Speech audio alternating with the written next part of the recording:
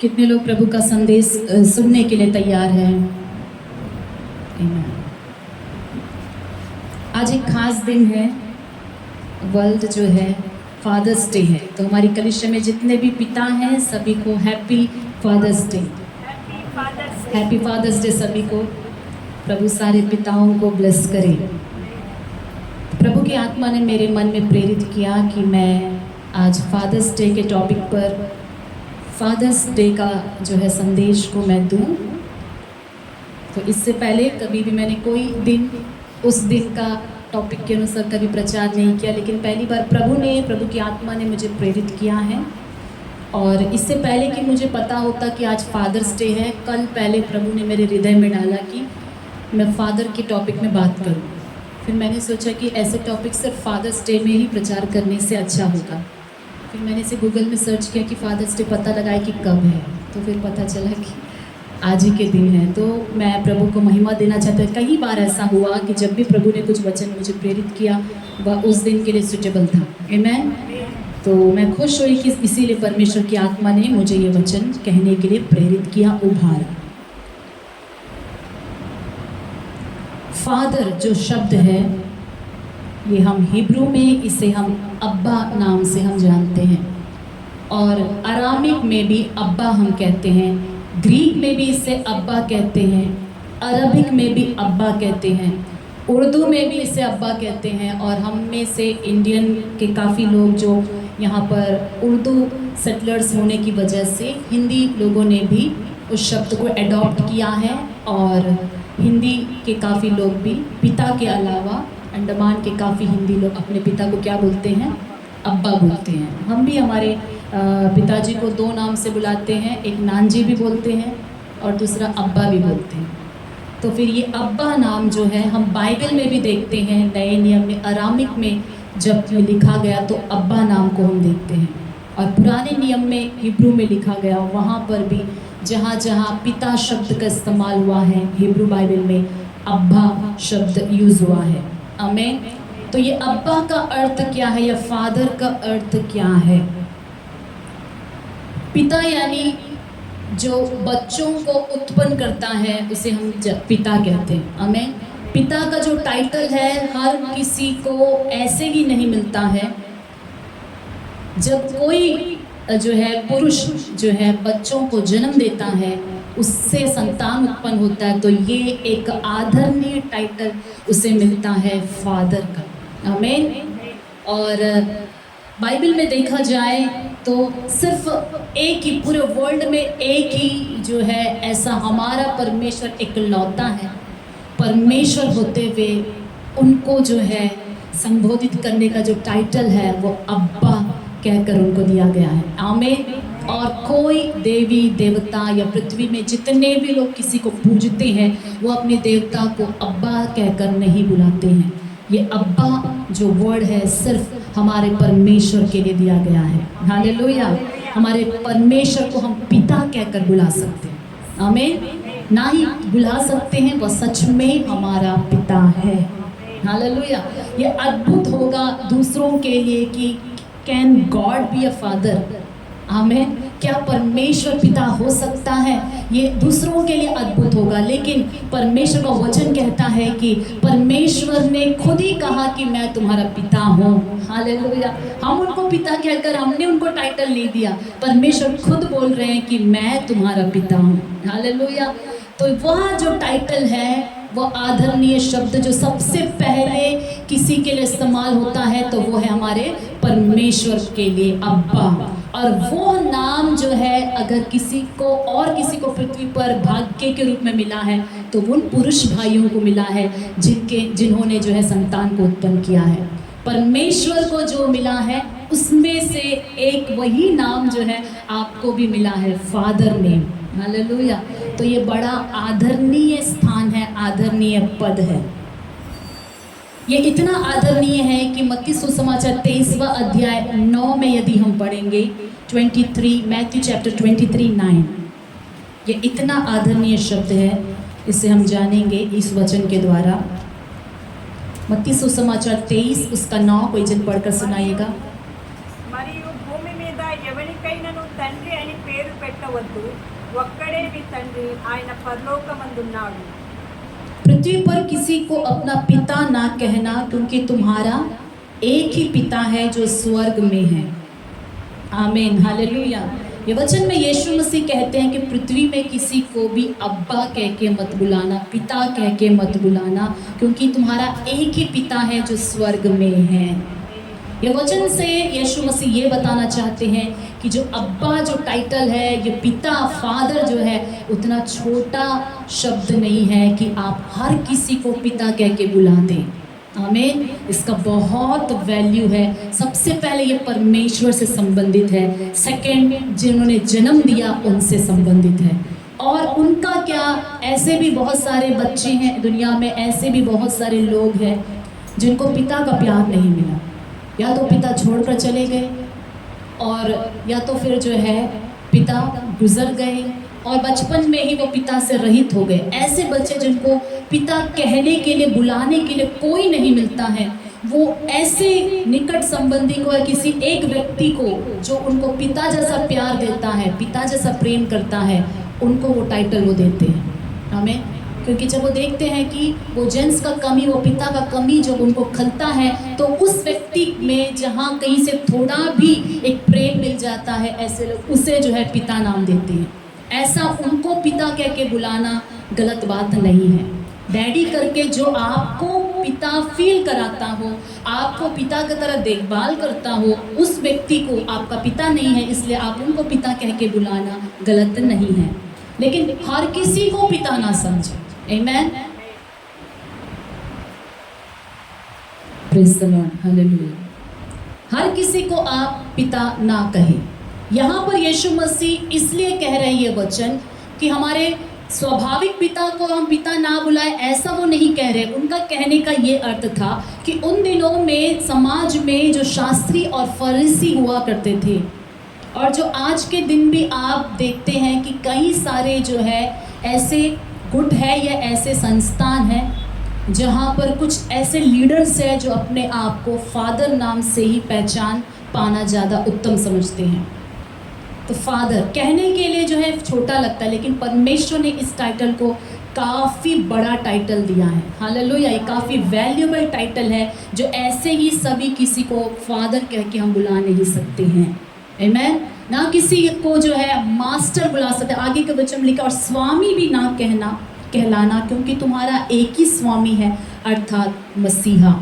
जो तुम्हें बड़ा हो वह तुम्हारा सेवक बने, जो कोई अपने आप को बड़ा बनाएगा वह छोटा किया जाएगा। हमेशा याद रखिएगा, हमारा शारीरिक पिता एक होता है जिन्होंने हमें जन्म दिया या जो हमें पाल रहे हैं, जो हमें पोस रहे हैं, और दूसरा हमारे आत्मा के लिए एक पिता होता है, वो स्वर्गीय परमेश्वर है।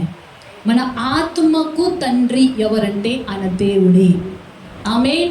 क्यों वो परमेश्वर है, मैं आपको साफ तौर से बताना चाहूँगी। देखिए, आप शरीर से जब जन्म लिए हैं अपने पिता के द्वारा, तो वो आपके शारीरिक पिता हुए, और आत्मा में आपने जन्म लिया। कैसे जन्म लिया? परमेश्वर में से आप जन्म लिए हैं। దేవుడిలో నుంచి మనం పుట్టుకొచ్చాము, ఆయనలో నుంచి పుట్టాం కాబట్టి మన ఆత్మ ఆయన ద్వారా పుట్టింది కాబట్టి ఆయన మనకు तंड्री, मन आत्मलकु तंड्री, हमारे आत्माओं का पिता है। बाइबल में लिखा है कि वो सारे प्राणियों के आत्माओं का पिता है।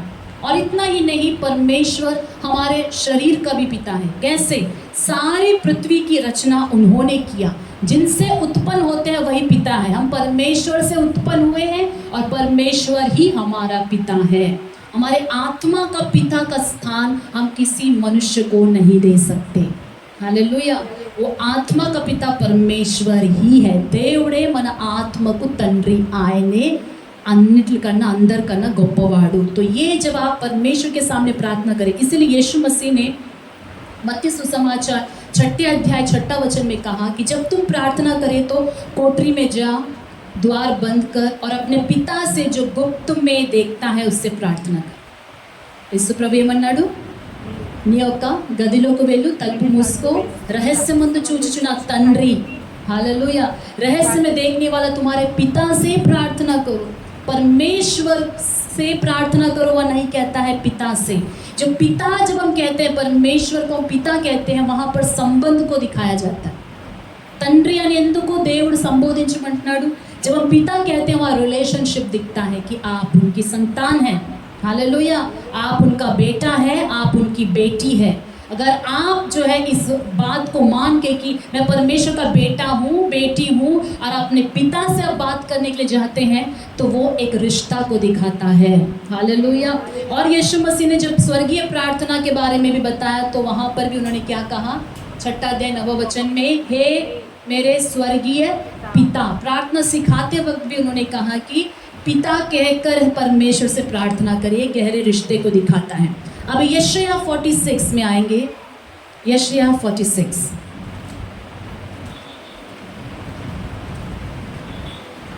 उसका वचन 3 और 4 में पढ़ रही हूँ। हे याकूब के घराने, हे इज़राइल के घराने के सब बचे हुए लोगों, मेरी ओर कान लगाकर सुनो। तुमको मैं तुम्हारी उत्पत्ति ही से उठाए रहा और जन्म ही से लिए फिरता आया हूँ। तुम्हारे बुढ़ापे में भी मैं वैसा ही बना रहूँगा और तुम्हारे बाल पकने के समय तक तुम्हें उठाए रहूँगा। मैंने तुम्हें बनाया और तुम्हें लिए फिरता रहूँगा। मैं तुम्हें उठाए रहूँगा और छुड़ाता भी रहूँगा। हमें कितना अद्भुत वचन है। परमेश्वर पिता के रूप में जो संबोधित करता है अपने बच्चों से, कहता है कि मैंने ही तुम्हें उत्पन्न किया है और उत्पन्न करने वाले दिन से मैं तुम्हें अपने गोद में उठाए फिर रहा हूँ, और जब तुम बूढ़े भी हो जाओगे, बाल भी पक जाएगा, तब भी मैं तुम्हें उठाए फिरूंगा। हालेलुया। मुधमी వచ్చే వరకు నేను చంక పెట్టుకొని నేనే, हालेलुया,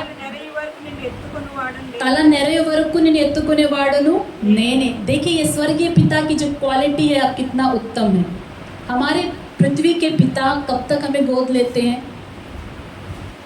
सर्टन एज तक, 5-6 साल, ज़्यादा प्यार है तो 7 साल भी हो सकता है, 8 साल भी उठा ले आपके प्रेम के वजह से।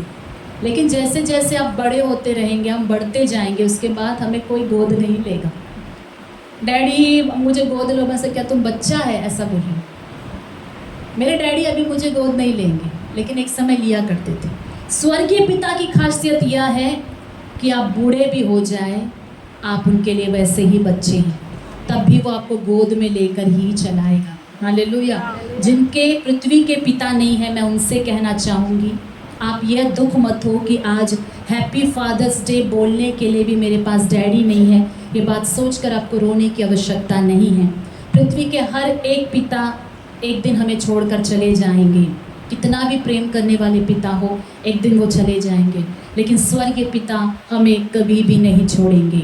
पृथ्वी के पिता एक सर्टन एज तक आपका देखभाल करेंगे, आपको गोद में उठाएंगे, लेकिन हर समय वो आपके साथ नहीं रह पाएंगे। शादी होने के बाद आप घर छोड़कर दूसरे जगह चले जाएंगे, तब आपके पृथ्वी के पिता आपके संग नहीं आएंगे।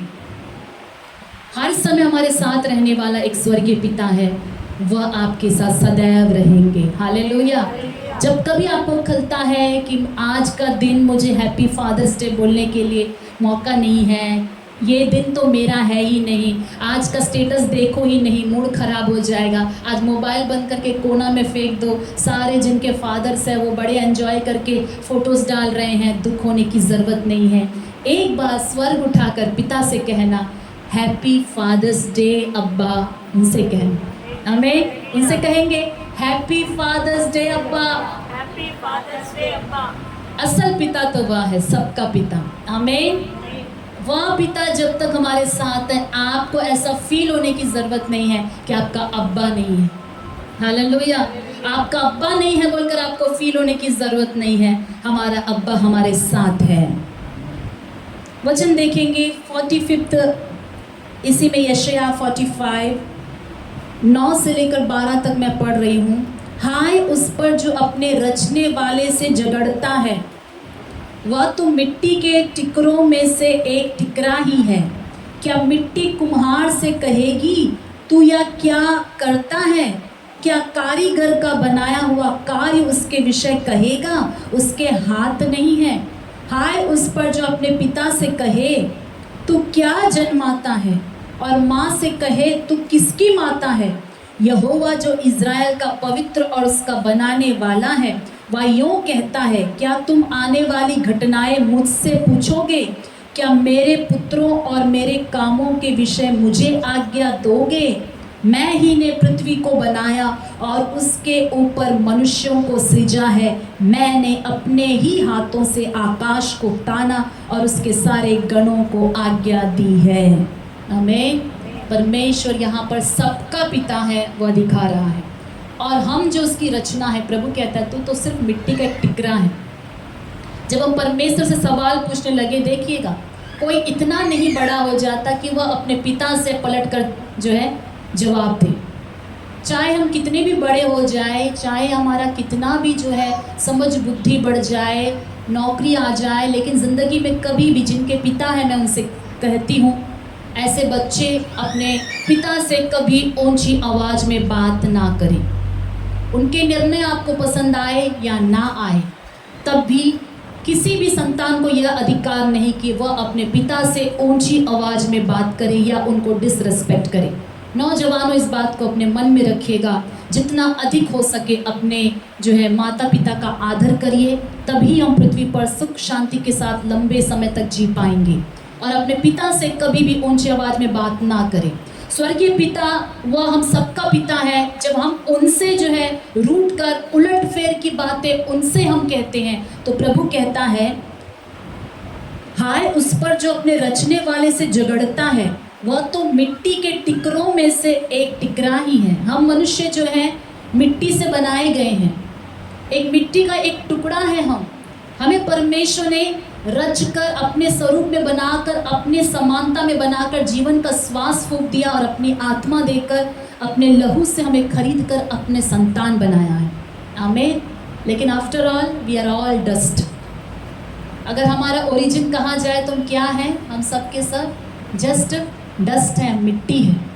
ये बात हम कभी ना भूले कि सृष्टिकर्ता परमेश्वर इतना प्रेम करता है, इतने आशीषों को दिया है, बहुत कुछ कर रहा है, लेकिन उनके न्याय और उनके पथ जब हमें समझ में नहीं आते हैं, तो इस वजह से कि उस परिस्थिति को उस वक्त हम समझ नहीं पाते हैं, तुरंत प्रभु के विरोध में बात करना बहुत बड़ा गलत होगा। हालेलुया। कुछ समय हम समझ ना पाए, लेकिन परमेश्वर की अगुवाई और परमेश्वर के निर्णय, परमेश्वर का जो हमारी ज़िंदगी में जितनी रुचि है, जितना वो हमारा देखरेख करता है, जब हम ध्यान से उसे देखें तो प्रभु ने बहुत सारे परिस्थितियों से, बहुत सारे दुर्घटनाओं से हमें बचाया है। अगर हम किसी हालात में फंस भी जाते हैं तो उसका कारण परमेश्वर नहीं होता है, हमारे ही कुछ गलत निर्णय होते हैं। आमीन। अगर हम ऐसी कुछ परिस्थिति में फंस भी गए हैं, लग रहा है कि हम बाहर नहीं निकल पाएंगे, तब भी परमेश्वर को क्यों मुझे बनाया, ऐसा कभी भी श्राप ना दे, कोसे मत। हालेलुया। याद रखें कि वह न्यायी है, वह सब कुछ न्याय करता है और हमारे लिए भी वो भला ही करेगा, क्योंकि वह पिता है। कोई पिता नहीं चाहेगा कि वो अपने बच्चों के साथ बुराई करे। दुनिया के बुरे, प्रभु यीशु ने कहा कि तुम बुरे होकर अपने बच्चे को अच्छी वस्तुएं देना चाहते हो, तो स्वर्गीय पिता जो इतना भला है वह अपने बच्चों को अच्छी वस्तुएं क्यों ना देगा। आमीन। एक और वचन हम देखेंगे, 2 कुरिन्थियों 6 और 18। 2 Corinthians chapter 6:18।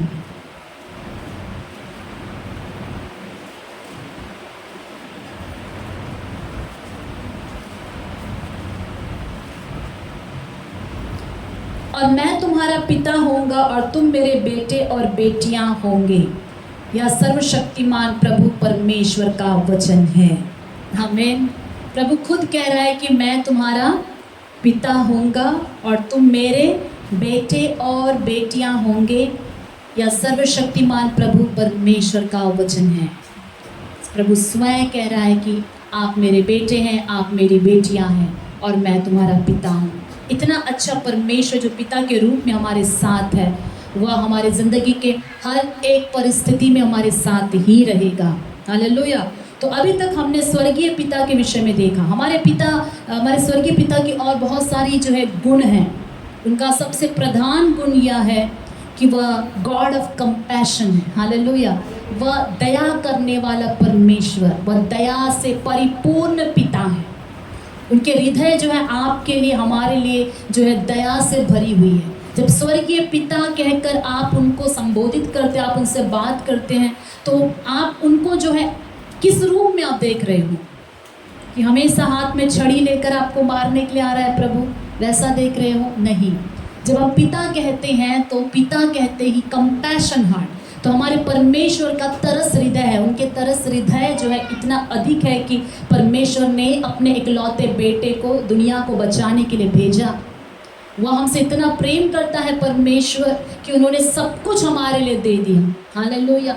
और हमें जो है, हम जो पापी थे तब हमें जो है पापों से बचाया और अपने परिवार का हिस्सा बना दिया। परमेश्वर का हृदय बहुत विशाल है, बहुत बड़ा है। आमेन। फादर्स हार्ट, जब परमेश्वर के हृदय को आप समझोगे तो हर एक पुरुष आपका स्थान क्या है पिता के रूप में आप ये भी समझोगे, और हर एक स्त्रियां या बच्चे एक पिता का हृदय कैसे होता है आप समझ पाओगे। तो परमेश्वर का हृदय कंपैशनेट है।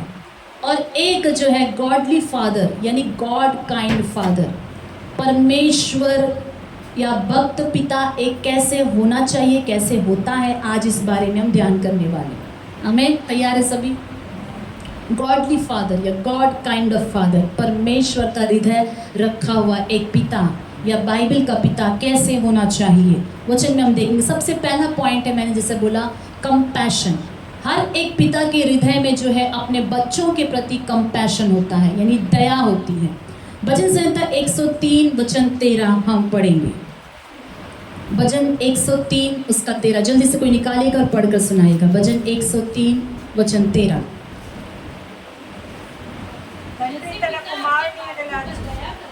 जैसे पिता अपने बालकों पर दया करता है, वैसे ही यहोवा अपने डरवैयों पर दया करता है। आमीन। तो यहाँ पर प्रभु ने जो है वचन में जो है कोट कैसे किया गया है कि जैसे पिता अपने बालकों पर दया करता है। कई बार आपने जो है परमेश्वर को जो है माँ से तौलते वचन में सुना होगा। जैसे माँ संभालती है वैसे परमेश्वर संभालेगा। अधिकतर 90% जो है सभी यही कहते भी है, माँ के समान परमेश्वर संभालेगा। लेकिन यहाँ पर आप वचन में आप देखेंगे कि जैसा पिता अपने बालकों पर दया करता है वैसे ही परमेश्वर अपने लोगों पर दया करेगा। इंग्लिश में लिखा रहेगा कंपैशन, यानी तरस। परमेश्वर अपने बच्चों पर जो जैसे एक पिता अपने बच्चों पर तरस खाता है वैसे परमेश्वर भी तरस खाएगा। तो तरस जो है हर पिता का अंदर परमेश्वर डालता है।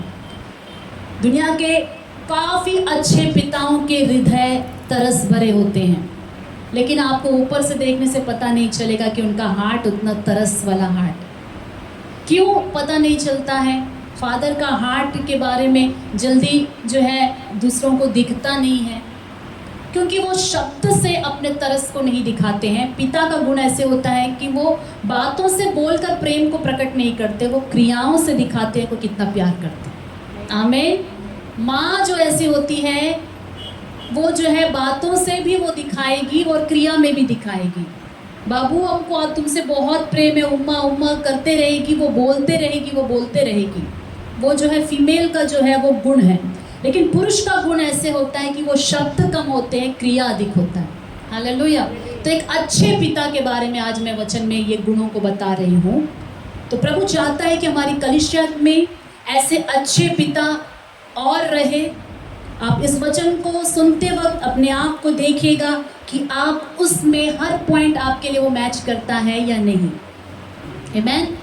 तो सबसे पहला गुण जो गॉडली फादर का एक अच्छे पिता में होना चाहिए वो है कंपैशनेट हार्ट, तरस भरा हृदय। अपने बच्चों के प्रति सदैव तरस रहना। आमीन। हालेलुया। तो इस वचन में जाने से पहले मैं परमेश्वर का धन्यवाद देना चाहूँगी कि मुझे परमेश्वर ने एक बहुत ही अच्छा पिता देकर ब्लेस किया है। आमीन। तो आज मैं पिता के बारे में बात कर पा रही हूँ, इसीलिए बात कर पा रही हूँ कि मैंने भरपूरी से अपनी ज़िंदगी में पिता का प्यार को मैंने पाया है और भी मैं पा रही हूँ। आमीन। एक घायल हृदय जिसको पिता का ठीक से प्यार नहीं मिला वह उतनी अच्छी तरह से पिता के हृदय को नहीं समझ पाएंगे। लेकिन जिसने पिता के प्रेम को, हृदय को करीब से देखा है और देख भी रहे हैं, उनको अच्छी तरह पता चलता है कि पिता क्या होता है या पुरुष का हृदय कैसे होता है। हालेलुया। मेरे पिता जो है मेरे लिए जो है सच में सुपर हीरो है। हर एक दुनिया के हर एक जो है लड़कियां अपने पिता को जो है सुपर हीरो ही कहेगी, लगभग 90% सुपर हीरो ही कहेगी। क्यों? क्योंकि जो लड़की होती है अपने ज़िंदगी में किसी पहले पुरुष को देखती है, कोई बच्चा या कोई भी लड़का बच्चा हो, कोई भी संतान किसी पहले पुरुष को देखता है तो वो जो है उनका पिता होता है। और पुरुष क्या है ये समझने के लिए घर के अंदर से समझा जाए तो पिता को देख के ही समझते हैं कि पुरुष है क्या। हालेलुया। एक पुरुष का वैल्यू कैसे मालूम चलता है? पिता को देखकर ही पता चलता है। तो वचन में जाने से पहले मैं और भी कुछ कोट्स में बताना चाहूँगी। A dad is a son's first hero. दुनिया के काफ़ी जो है ज्ञानियों ने पिता के बारे में कुछ कोट्स लिखा है। वचन से पहले हम उसे भी देखेंगे। A dad is a son's first hero and a daughter's first love. किसी ने बोला कि पिता जो है अपने बेटे के लिए पहला हीरो है, सुपर हीरो है। मेरे पिता भी मेरे लिए, बेटा हो या बेटी हो, सबके डैडी उनके लिए सुपर हीरो होते हैं। क्यों सुपर हीरो कहते हैं? हीरो आकर क्या करते हैं? हीरो का काम होता है कि बचाना। हीरो का काम होता है कि कुछ भी करके दे देना। सुपर हीरो उसको बोलते हैं कि जो सब कुछ कर पाते हैं। तो मेरे लिए मेरे डैडी सुपर हीरो इसलिए है कि ऐसा कोई काम नहीं होता जो उनसे नहीं होता हो। कुछ भी काम सौंपे तो वो कर देते हैं, इसलिए हमारे लिए वो सुपर हीरो है। तो पृथ्वी के हर एक डैड जो अपने बच्चों को उस तरह से दिखते हैं कि वो सब कुछ करते हैं, कर पाते हैं, तो उनके बच्चे अपने डैडी को क्या बोलते हैं? Super hero. और जो है हर बेटियों के लिए प्यार क्या होता है, पुरुष का प्यार, ये जानने के लिए वो घर में ही अपने पिता से वो जानती हैं। जिसके पिता अपने बेटियों को बहुत प्यार देते हैं, बेटी को बहुत प्यार देते हैं, ऐसे बेटियां घर के बाहर प्यार को नहीं ढूंढती हैं। आमीन। जिसके पिता अपने बेटियों को सच में उतना प्यार देते हैं, वो बेटियां शादी के उम्र से पहले ही बाहर जाकर टीनेज में किसी लड़के में वो प्यार को नहीं ढूंढती हैं। लेकिन दुख की बात यह है कि जिन लड़कियों को पिता का प्यार नहीं मिल पाता, जिस एज में उनको मिलना चाहिए, वैसे ही लड़कियां ऐसी होती है जो बाहर जाकर जो है दूसरे लड़के में वो पिता के प्यार को ढूंढती है। थोड़ा कोई जो है उसे प्रोटेक्शन की बात कर दे, थोड़ा कोई प्यार दे दे, वो तुरंत बहक जाती है और उस अनजान लड़के को भरोसा कर लेती है। इसलिए हमारी कलीसिया में जितने भी जो है टीनेज ऐसे उम्र या छोटे बच्चों के पिता हैं, मैं उनसे कहना चाहूँगी अपने बेटियों को ऐसा प्यार दे कि वो समय से पहले, शादी की उम्र से पहले किसी पुरुष में उस प्रेम को ढूंढने के लिए भागे नहीं। हालेलुया। आपका प्यार ही काफ़ी है, वो सेटिस्फाई हो जाएगी और वो ऐसा ढूंढेगी भी नहीं। अगर जब शादी का उम्र भी आया तो हर बेटी यही चाहेगी कि उसका होने वाला पति उसके डैडी की तरह उसको प्यार करे। वो अपने डैडी को ही ढूंढना चाहेगी। सबको नहीं मिलता है डैडी जैसा प्रेम करने वाले हस्बैंड, ऐसे मिल जाए तो प्रभु की स्तुति। वो सारी क्वालिटीज़ वैसे ही ढूंढेगी कि मेरे डैडी कैसे देखता था, मुझे प्रिंसेस की तरह देखता था। लेकिन ये ऐसा नहीं हो पाएगा कि शादी के बाद अब प्रिंसेस की तरह ट्रीट आपको मिले। जब तक आप पिता के घर में हैं, आप उनका प्रिंसेस हैं। इसलिए अपने डैड को किंग की तरह प्यार करें। हालेलुया। शादी होने के बाद आप किसी हस्बैंड जहाँ आप जाएंगे तो वही प्रिंस की तरह मुझे देखेगा, नहीं, प्रिंस की तरह नहीं देखेगा।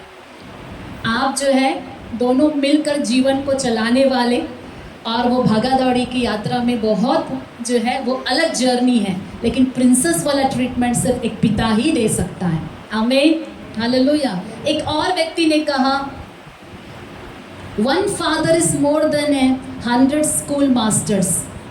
एक पिता जो है 100 शिक्षा देने वाले शिक्षकों से बेहतर एक पिता है। अगर वो राइट पिता है, सच में कहो तो 1000 टीचर्स फीके पड़ जाएंगे, अब घर में ही आप सीधा हो जाएंगे। हालेलुया। बाहर के टीचर से जितना आप डरेंगे नहीं, ओबे नहीं होंगे, आपका पिता अगर आपको ठीक से गाइड करता है तो वहीं पर ही बहुत सारी चीज़ें सीखा जा सकता है।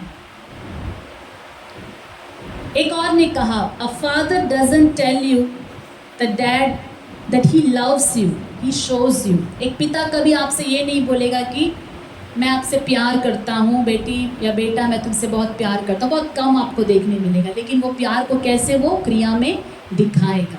तो काफ़ी बच्चे जो है होते हैं कि मेरी मम्मी मुझे बहुत प्यार करती है, मम्मी मुझे बहुत प्यार करती है, मम्मी का जो है तारीफ़ करते हैं। और हाँ डैडी तो बोला ही नहीं, कभी कुछ बोला ही नहीं। डैडी बोलते नहीं हैं, डैडी करके दिखाते हैं। आमीन। डैडी क्या करते हैं बोलो, सारे फादर्स करके दिखाते हैं। वो प्रेम है जो आपके लिए मेहनत करते हैं, प्रेम है जो आपका पालन पोषण करते हैं, वो प्रेम है जो आपके लिए वो कुछ भी करने के लिए तैयार हो जाते हैं। हमेशा आपका बैक सपोर्ट की तरह आपके साथ रहते हैं और कहते हैं, आपको हमेशा एनकरेज करते हैं, कोई बात नहीं तुम आगे बढ़ोगे। वो प्रेम है जो अपने बच्चों के लिए वो कितना भी हो अपना ज़िंदगी त्यागने के लिए तैयार हो जाते हैं। जब तक एक लड़का एक पुरुष पिता नहीं बनता तब तक वो काफ़ी सेल्फिश होता है, आपको मालूम है। उसके पास पैसे रहेंगे, वो जाएगा अपना दोस्त लोग के साथ उड़ाएगा, खाएगा पिएगा। लेकिन जिस दिन वो उसके लाइफ में टाइटल आ जाता है कि वो डैडी है, जब उसका बच्चा उसको बुलाने लगता है डैडी, और तब उसका टोटल सेल्फिश नेचर चेंज हो जाता है। वो कंपैशनेट हार्ट उसके अंदर आता है। अगर उसके पास 100-200 रुपये हैं तो इससे पहले कि वो जाकर बाज़ार में कुछ पैसे से अपने लिए खरीद के, जैसे वो पहले खाया करता था चिकन लॉलीपॉप, किसी से शेयर करे बिना या कुछ भी अकेले मौज करता था, अब उसे उन 200 रुपयों के खर्च में भी, वो 200 रुपये में भी कौन दिखाई देगा, उनके बच्चे दिखाई देंगे। तो इन पैसों से पहले जो अपने लिए खर्च करता था, अभी वो घर जाने से पहले बच्चों के लिए कुछ खरीद कर लीजिए। हालेलुया। तो ये है पिता का हृदय। जैसे ही पिता टाइटल एक के लाइफ में पिता जब वो बन जाते हैं, परमेश्वर अपना वो हृदय उनके अंदर देता है, जिसे कंपैशनेट हृदय कहते हैं, जिससे वो सेल्फिश नेचर चला जाता है और प्रेम भर आता है। हर एक दुनिया का पिता पसीना बहाता है, तकलीफ़ करता है, धूप में, हाँ कितना मेहनत है आप देखिएगा। पुरुष बहुत मेहनत करते हैं। आज के ज़माने में स्त्रियां भी मेहनत करती हैं, लेकिन आज पुरुषों का दिन है। स्त्रियां मुझे माफ़ करिएगा कितना वो मेहनत करते हैं।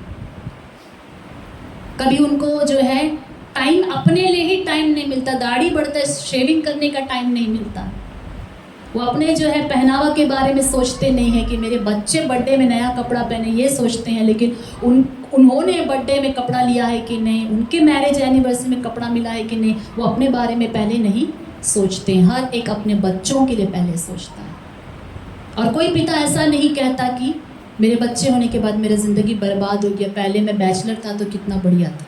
वो कोई सेल्फिश और बुरा पिता होगा जो अपने बारे में, शादी के बारे में, अपने लिए जीने के लिए सोचता है। लेकिन गॉडली फादर जहाँ मैं कहूँ, या एक अच्छा पिता मैं जिसके बारे में कहती हूँ, वह एक सैक्रिफाइस हार्ट उनके अंदर होता है कि वो अपने बारे में कम, अपने बच्चों के बारे में ज़्यादा सोचते हैं। हालेलुया। इसीलिए पिताओं को हर बच्चे आप रिस्पेक्ट दीजिएगा। आमेन। हालेलुया। शब्दों में नहीं, वो क्रिया में दिखाएंगे। एक और ने कहा, No man I ever met was my father's equal, and I never loved any other man as much my father. कि किसी व्यक्ति को भी दुनिया में जब मैंने मिला तो मेरे पिता के जैसे मैं आज तक किसी पुरुष से मिला नहीं, और ना ही मेरे पिता के समान कोई मुझे प्यार कर सकता है। जिसको सच में अच्छा पिता मिला वही ये कह सकते हैं। आमीन। जैसे मैंने पहले ही कहा कि बहुत लोग ऐसे भी हैं जिनको बचपन में पिता का प्यार नहीं मिला, लेकिन जिनको मिला है वो जानते हैं कि कोई और उससे पिता के जैसा प्यार नहीं कर सकता। आमीन। हालेलुया। एक और व्यक्ति ने कहा, every son quotes his father in his words and in his deeds. हर बेटा जो है जब बात करता है या कुछ भी वो दूसरों को सिखाना चाहता है तो उसके पिता के ही सिखाए बातों को ही वो कहेगा, और वही कार्य भी करेगा जो उसका पिता ने किया था। तो दुनिया का हर बच्चे, खासकर बेटे, लड़के जो है किसके तरफ बनते हैं, पिता के समान बनते हैं। इसीलिए पिताओं को चाहिए कि अपने बच्चों के सामने राइट रोल मॉडल रखें। आमीन। अगर पिता जो है बच्चों के सामने अपनी पत्नी को गाली देता है तो उनका बेटा यही सीखेगा कि स्त्रियों को गाली देना चाहिए, अच्छा स्त्रियों का वैल्यू नहीं है, स्त्रियों को गाली देना सीखेगा। और कल जब वो बड़ा होगा, शादी करेगा, तो वही करेगा जो उसने अपने पिता को करते हुए देखा था। और आप अफसोस करोगे कि ये कहाँ से ये नेचर सीख कर आया। तो हर पिता की ये जिम्मेदारी बनती है कि वो अपने बच्चे के लिए एक रोल मॉडल की तरह रहे, क्योंकि उनके बच्चे जो है देखकर सीख रहे हैं। आप अच्छा कर रहे हो तो वो भी सीख रहे हैं, आप गलत कर रहे हो वो सीख रहे हैं। आपके कड़वाहट को वो सीख रहे हैं, आपकी अच्छाइयों को वो सीख रहे हैं। आप एक जो है अपना ही नमूना को अब बना रहे हैं, सेम टू सेम रिफ्लेक्शन को आप बना रहे हो। सिर्फ वो एक पीढ़ी तक नहीं रहेगा, आपका जो इम्पैक्ट है आने वाले जनरेशन तक जाते ही रहेगा। फादर टाइटल जो है सिर्फ बच्चों तक सीमित नहीं हो जाती है। एक पिता बनने के बाद आपका जो नेचर होता है आप अपने बच्चों को देते हैं, वो अपने पीढ़ी। तो आप सोचिएगा एक बार इस वचन को मैं बताते समय कि आप कैसी पीढ़ी को बनाना चाहते हैं। ఎలాంటి ఒక జనరేషన్ మీరు స్థాపించాలని కోరుతున్నారు, దాని ఒక విత్తనాలే మీరు వేయాలి। कैसा जनरेशन आप बनाना चाहते हैं, वही बीज को आप बोइएगा, वही आप काटोगे। और आपके समय आपका जो है काल खत्म भी हो जाए, लेकिन आपका नाम पृथ्वी से नहीं मिटेगा। आमेन, हालेलुया। जिन्होंने अच्छा बीज बोया वो अच्छे पीढ़ी को दुनिया में लेकर आएंगे। हर एक अच्छा पिता जो है एक अच्छे पीढ़ी को ही दुनिया में लाएगा। नेक्स्ट जनरेशन भी ब्लेस्ड ही रहेगा। आमीन, हालेलुया। तो मैंने कहा कि कंपैशनेट हृदय हर पिता में होता है। बाइबल में से एक उदाहरण देखेंगे कंपैशनेट पिता के बारे में, तरस खाने वाले पिता का उदाहरण देखेंगे। लूका सुसमाचार में आइएगा 15वां अध्याय, लूका सुवार्ता 15वां अध्याय लूका सुसमाचार 15 अध्याय।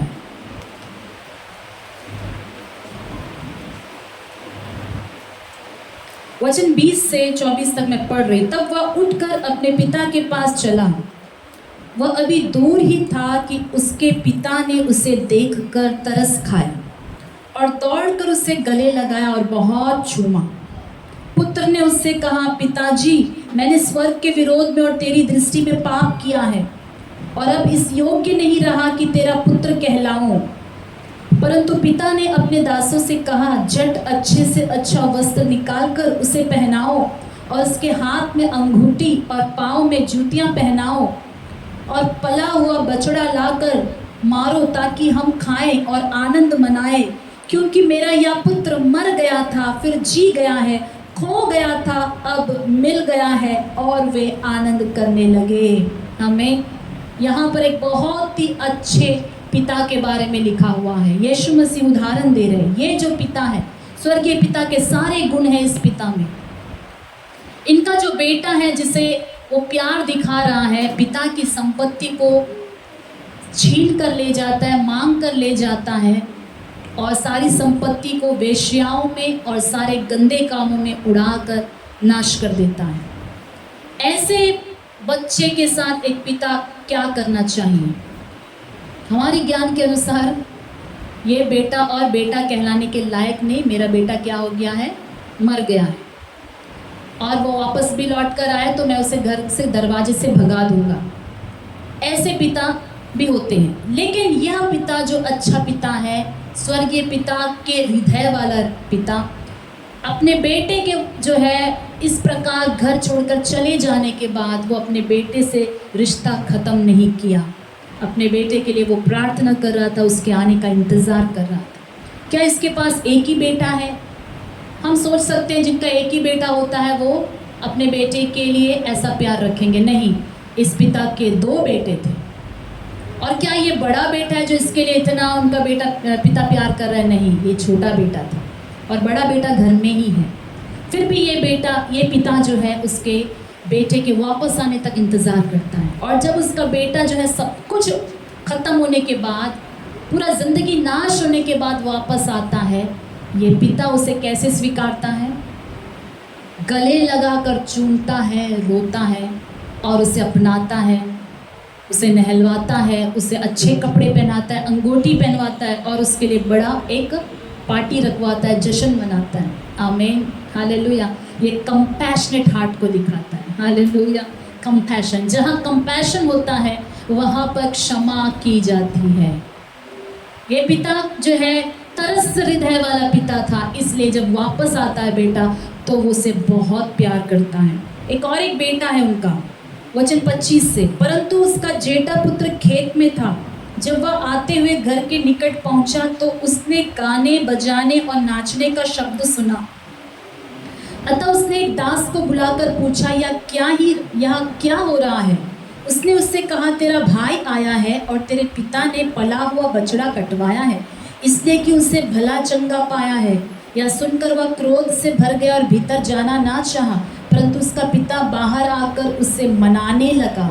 उसने पिता को उत्तर दिया, देख, मैं इतने वर्ष से तेरे सेवा कर रहा हूँ और कभी भी तेरी आज्ञा नहीं टाली, तो भी तूने मुझे कभी एक बकरी का बच्चा भी ना दिया कि मैं अपने मित्रों के साथ आनंद करता।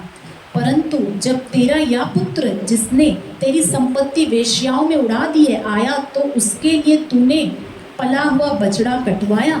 उसने उससे कहा, पुत्र, तू सर्वदा मेरे साथ है और जो कुछ मेरा है वह सब तेरा ही है, परंतु अब आनंद करना और मगन होना चाहिए, क्योंकि यह तेरा भाई मर गया था, फिर जी गया है, खो गया था, अब मिल गया है।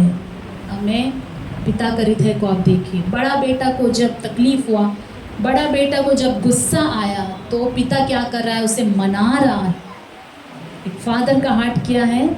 एक बेटा को खुश करो तो दूसरा बेटा नाराज हो रहा है, फिर दूसरे बेटे को क्या कर रहा है?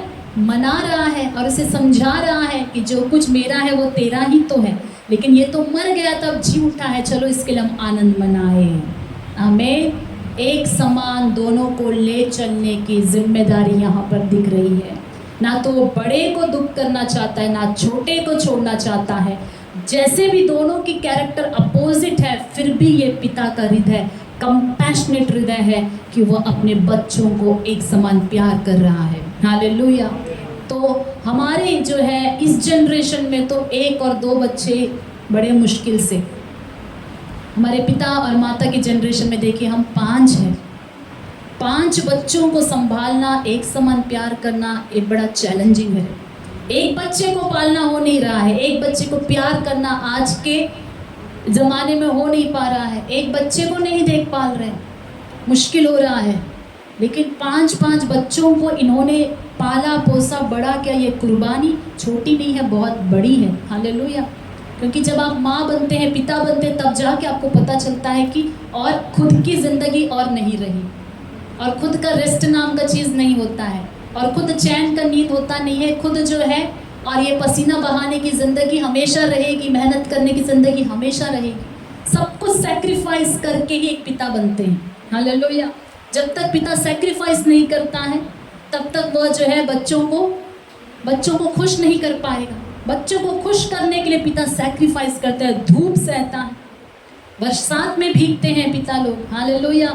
ऐसे सारे अच्छे पिता दुनिया के और हमारी कलीसिया के जो अपने बच्चों के लिए सैक्रिफाइस कर रहे हैं, परमेश्वर सारे पिताओं को ब्लेस करे। आमीन। हालेलुया। तो पिता के गुण में हमने पहला देखा कंपैशनेट हार्ट, और दूसरा है पिता का गुण प्रोटेक्शन। पिता में क्या होता है? पहले तरस होता है, कंपैशन, और सेकंड जो उनका नेचर है प्रोटेक्शन, यानी सुरक्षा प्रदान करना।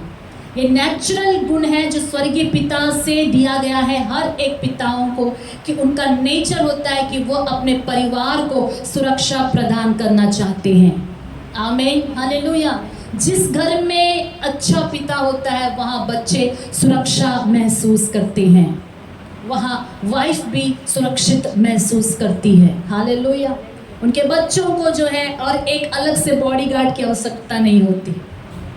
डैडी साथ में है तो फिर अलग से किसी को बॉडीगार्ड भी आना चाहिए, पुलिस प्रोटेक्शन चाहिए, ज़रूरत ही नहीं है। उनके पिता ही क्या होते हैं? बॉडीगार्ड का काम करते हैं, प्रोटेक्शन देते हैं। एक अच्छे पिता का वो गुण होता है। आइए देखेंगे वचन में मत्ती सुसमाचार 2 अध्याय, बाइबल में से देखेंगे एक प्रोटेक्ट करने वाले पिता के बारे में। मत्ती सुसमाचार 2 అధ్యాయం రండి, వాక్యంలో చూద్దాము ఇలాంటి మంచి ప్రొటెక్షన్ ఇచ్చే ఒక తండ్రి గురించి। మత్తయి సువార్త 2వ అధ్యాయం 13వ వాక్యం నుండి నేను చదువుతున్నాను। उनके चले जाने के बाद प्रभु के एक दूत ने स्वप्न में यूसुफ को दिखाई देकर कहा, उठ, उस बालक को और उसकी माता को लेकर मिस्र देश को भाग जा और जब तक मैं तुझसे ना कहूँ तब तक वहीं रहना, क्योंकि हेरोदेस इस बालक को ढूंढने पर है कि उसे मरवा डाले। तब वह रात ही को उठकर बालक और उसकी माता को लेकर मिस्र को चल दिया और हेरोदेस के मरने तक वहीं रहा, इसलिए कि वह वचन जो प्रभु ने भविष्यद्वक्ता के द्वारा कहा था पूरा हो, मैंने अपने पुत्र को मिस्र से बुलाया। आमीन। यहाँ पर जो है यूसुफ नाम का एक धर्मी पिता को हम देखेंगे। परमेश्वर ने इस पिता को जो है यीशु मसीह जब बालक थे पालने की, उनको प्रोटेक्शन करने की जिम्मेदारी सौंपी थी। जबकि यूसुफ जो है यीशु मसीह का जो है बायोलॉजिकल फादर नहीं है, यीशु मसीह को पैदा करने वाला पिता नहीं है, लेकिन पालने वाला पिता है। हालेलुया। यीशु मसीह को पाला उसने प्रोटेक्ट किया। तो इनका नेचर देखेगा, जब स्वर्गदूत ने या परमेश्वर से इनको इंस्ट्रक्शंस मिला कि उठो, इस बालक को मारने का प्लान बनाया जा रहा है, इसे लेकर मिस्र देश चला जाओ। ये छोटी सी बात नहीं है कि नासरत में रहने वाले मिस्र चले जाना छोटी बात नहीं है, लेकिन जब परमेश्वर ने इन्हें इंस्ट्रक्शन दिया तो अपने बच्चे के लिए अपने ज़मीन को, अपने लोगों को छोड़कर मिस्र देश चला गया। हालेलुया। ये पिता का नेचर होता है कि अपने बच्चों को प्रोटेक्ट करना उनका प्रायोरिटी हो जाता है, कि कोई दुष्ट उनको कुछ ना करे। हालेलुया। और आज के दिन हाँ, आप पिता के नाते अपने बच्चों को कैसे और प्रोटेक्ट कर सकते हैं? आप अपने बच्चों के लिए प्रार्थना करके उनको प्रोटेक्शन दे सकते हैं। हालेलुया। प्रार्थना का प्रोटेक्शन चाहिए, बुरे लोगों से उनको प्रोटेक्ट करना चाहिए, बुरे चीज़ों से, बुरे दुनिया से प्रोटेक्ट करना चाहिए, क्योंकि बिन पिता के जो है बच्चे प्रोटेक्ट फील नहीं होंगे। माँ कितना भी सहयोग दे, लेकिन बच्चा तभी सिक्योर फील होगा जब उनका डैडी घर आ जाता है। आमीन। हालेलुया। डैडी जब घर में रहता तो कोई भी बच्चा कभी डरता ही नहीं है, क्योंकि डैडी है घर में, कुछ भी प्रॉब्लम आएगा डैडी देख लेंगे। इसलिए परमेश्वर ने जो आपको ये अमूल्य ये जो है स्थान दिया है पिता का, इसमें अपने परिवार को आप सही रीति से प्रोटेक्ट करना, उनको सुरक्षा प्रदान करना आपकी जिम्मेदारी है। क्या आप पिता के नाते, क्या आपके बच्चे आपको लेकर प्रोटेक्शन फील हो रहे हैं? दुनिया में ऐसे बहुत सारे पिता भी हैं जिन पिता आने से बच्चे डर के मारे छुप जाते हैं कि डैडी घर में आ गया, भागो भागो, उनका प्रोटेक्शन चला जाता है। ऐसे बुरे पिता भी हैं कि पी कर आएंगे और मारेंगे, ये सुनकर बच्चे पहले ही भाग जाते हैं। ऐसे बुरे पिता भी होते हैं। ऐसा परवरिश भी काफ़ी लोगों का होता है, लेकिन परमेश्वर का धन्यवाद हो कि इसके बीच में परमेश्वर ने अच्छे पिताओं को भी रखा है जो सच में यूसुफ की तरह अपने परिवार को प्रोटेक्ट करते हैं। हालेलुया। इन सारे पिताओं को प्रभु आज ब्लेस करे जो अपने परिवार को सुरक्षा प्रदान कर रहे हैं। वचन 19 से 23 तक भी हम देखेंगे, 19 to 20, इसी में 23 से। हेरोदेस के मरने के बाद प्रभु के दूत ने मिस्र में यूसुफ को स्वप्न में दिखाई देकर कहा, उठ बालक और उसकी माता को लेकर इज़राइल के देश में चला जा, क्योंकि जो बालक के प्राण लेना चाहते थे वे मर गए हैं। वह उठा और बालक और उसकी माता को साथ लेकर इज़राइल के देश में आया, परंतु यह सुनकर कि अरकिलाउस अपने पिता हेरोदेस की जगह यहूदिया पर राज्य कर रहा है, वहाँ जाने से डरा। फिर स्वप्न में परमेश्वर से चेतावनी पाकर गलील प्रदेश में चला गया और नासरत नामक नगर में जा बसा, ताकि वह वचन पूरा हो जो भविष्यद्वक्ताओं के द्वारा कहा गया था, वह नासरी कहलाएगा। आमीन। कितना ये एक धर्मी पुरुष है, देखिएगा अपने परिवार को चला रहा है। इंस्ट्रक्शन, सलाह कहाँ से ले रहा है? सीधे स्वर्ग से ले रहा है। ఈ యొక్క తండ్రి తన కుటుంబాన్ని నడిపించడానికి డిసిజన్స్ ఏం తీసుకోవాలి, బిడ్డల్ని ఎలా పెంచాలి, ఎలాగ వాళ్ళకి సురక్షితం ఉంటుంది, ఎక్కడుంటే సురక్షితం ఉంటుంది, ఆ ఒక ఇన్స్ట్రక్షన్స్ ఎక్కడి నుండి తీసుకుంటున్నాడు? దేవుని నుండి, परमेश्वर से ले रहा है इंस्ट्रक्शंस। किसी मनुष्य की बातों में आकर अपने परिवार को छोड़ नहीं रहा है, किसी मनुष्य की बातों से अपने परिवार को नहीं चला रहा है, सीधे परमेश्वर से जुड़ा हुआ है।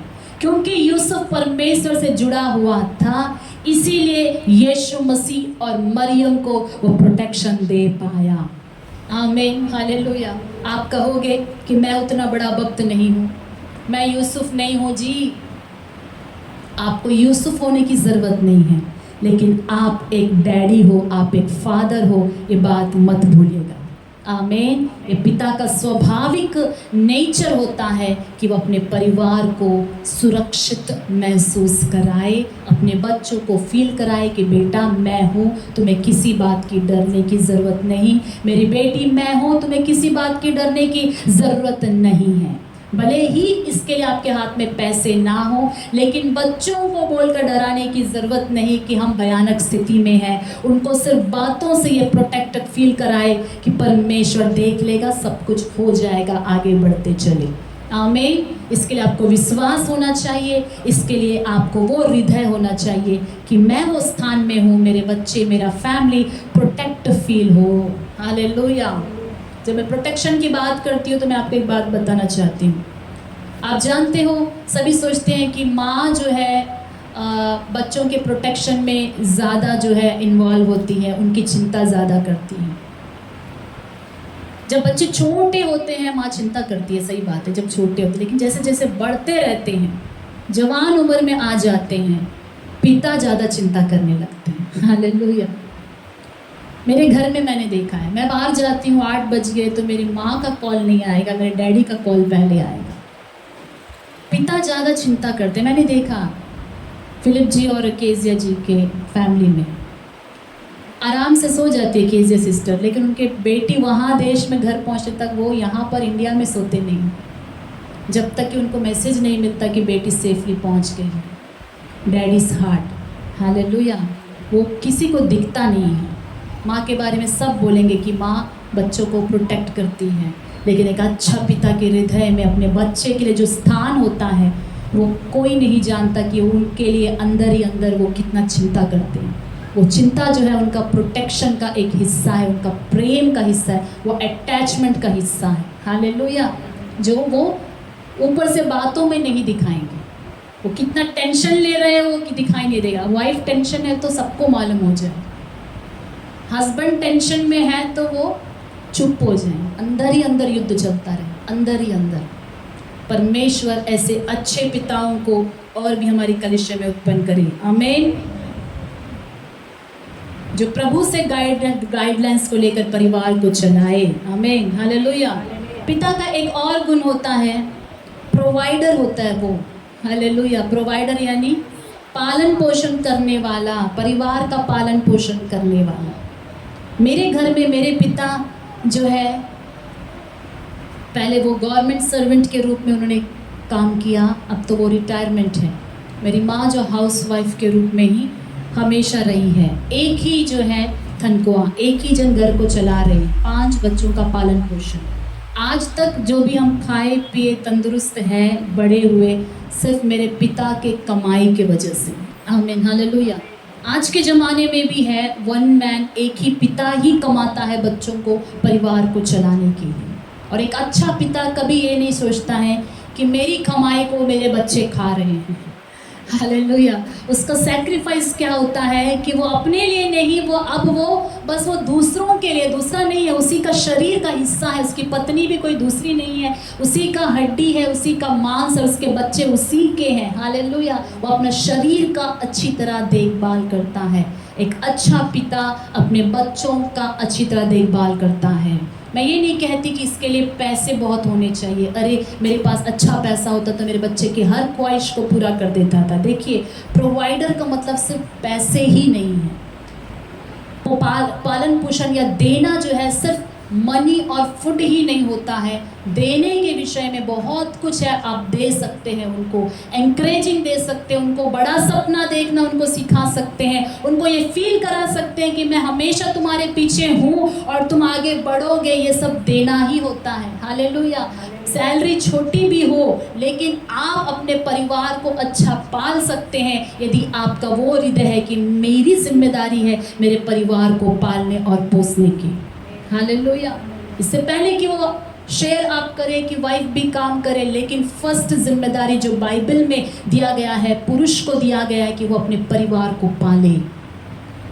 अगर एक पुरुष अपने जिम्मेदारी को ठीक से निभाता है, एक पिता के रूप में आप अपने जिम्मेदारी को ठीक से निभाते हैं, तो बिब्लिकल वे में बाइबल के अनुसार पुरुष एक परिवार को चलाने वाला मुखिया के रूप में वो स्थान कोई भी हिला नहीं सकता। हालेलुया। वो स्थान आपको परमेश्वर ने दिया है। जब आप अपनी जिम्मेदारी अच्छी तरह निभाओगे, आपको भरोसा करके आपके घर में जो है आपको सरेंडर हो जाएंगे। हालेलुया।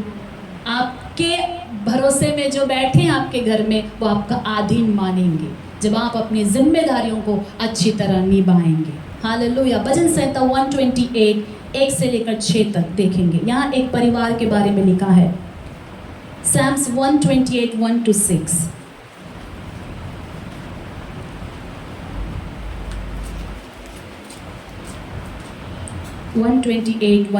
क्या ही धन्य है हर एक जो यहोवा का भय मानता है और उसके मार्गों पर चलता है। तू अपनी कमाई को निश्चय खाने पाएगा, तू धन्य होगा और तेरा भला ही होगा। आप प्रोवाइडर है, सुनते ही आप स्ट्रेस फील करने की ज़रूरत नहीं है। నేను పోషించాలి, నా కుటుంబ బాధ్యత అంతా నా మీద ఉన్నది అని ఈ వాక్యం వినగానే, లేకపోతే మీకున్న బాధ్యతలు బట్టి చాలా ఒత్తిడి మీ పైన ఉన్నదని ఫీల్ అవ్వే అవసరం లేదు। हालेलुया। प्रभु का एक वचन है, वाचा है, क्या ही धन्य है हर एक जो यहोवा का भय मानता है और उसके मार्गों पर चलता है। तो अपनी कमाई को निश्चय खाने पाएगा, तो धन्य होगा और तेरा भला ही होगा। हालेलुया। దేవునికి భయపడే ప్రతి పురుషుడు, ప్రతి తండ్రి, దేవుడు ఏమని అంటున్నారు, నీకు మేలే కలుగుతుంది, నీకు కీడవదు, నీ యొక్క కష్టాజీతాన్ని అనుభవిస్తావు, तू अपनी कमाई को निश्चय खाने पाएगा।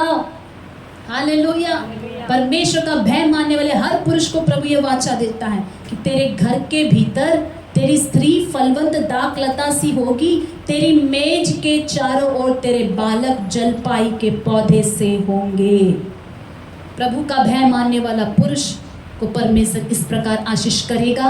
ध्यान से सुनेगा वचन को। प्रभु को ब्लेस करने वाले पुरुष को प्रभु ऐसी आशीष करेगा कि अगर आप प्रभु का भय मानते हैं तो आपका डाइनिंग टेबल प्रभु ऐसा ब्लेस करेगा कि घर में मेज होगा और मेज पर आप अपने बच्चे को बैठकर, अपनी पत्नी को बैठकर आप उनके साथ खा पी सकोगे। आमीन। आप मेज नहीं भी हो, बिस्तर पर भी बैठकर अपने परिवार के साथ आप खाओगे, पियोगे, खुश रहोगे। परमेश्वर चाहते हैं कि एक पुरुष जो है अपने परिवार को इस तरह चलाए। सुन, जो पुरुष यहोवा का भय मानता हो वह ऐसी ही आशीष पाएगा। यहोवा तुझे सियोन से आशीष देवे और तू जीवन भर यरूशलेम का कुशल देखता रहे, वरन तू अपनी नाती पोतों को भी देखने पाए, इज़राइल को शांति मिले। आमीन। हालेलुया। बहुत ही कम परसेंट के ऐसे पिता होंगे जो कहता हो कि ये मेरी कमाई है, मैं खाऊंगा, बच्चों को रखे बिना खुद खा ले। ऐसे कहीं कोई जंगली होगा, लेकिन दुनिया के लगभग पिता का हृदय ऐसा होता है कि बच्चे खाए कि नहीं पहले देखते हैं। खुद को भी ना रहे माता पिता, पहले बच्चे खाए कि नहीं वो देखते हैं। पालन पोषण करने का हृदय उनके अंदर परमेश्वर डालता है, वही है पिता। हालेलुया। और पिता का एक और जो है नेचर है गाइड। ये बहुत इम्पॉर्टेंट है। परिवार को चलाना, गाइड करना, ये पिता की जिम्मेदारी है। देखेंगे नीति वचन पहला अध्याय, సామెతలు మొదటి అధ్యాయం।